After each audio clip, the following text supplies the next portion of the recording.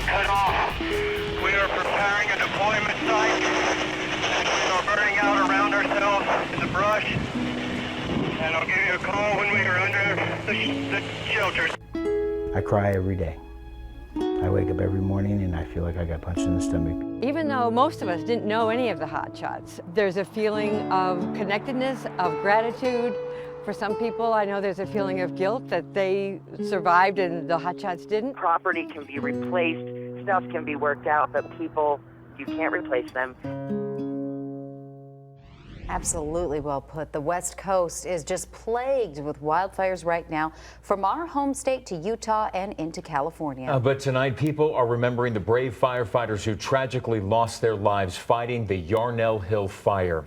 And tonight, that community coming together for that very special memorial. Lindsay Reiser's in the town of Yarnell to show us how they have not been forgotten.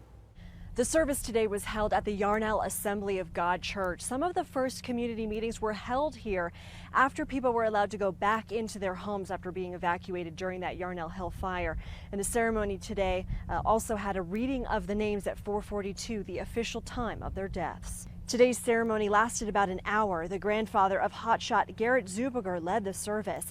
He says his grandson was so loving and ended every phone call with, "I love you."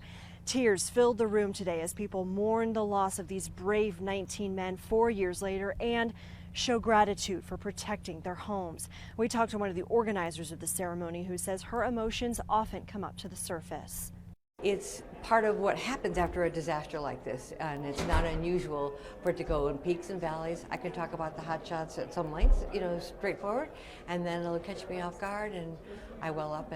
And of course, many emotions are still coming up to the surface, especially as firefighters fight the Goodwin Fire not too far from here. In fact, one of the speakers at the service today was leaving and going straight back to the Goodwin Fire. For now, we are in Yarnell. Lindsay Reiser, 3TV.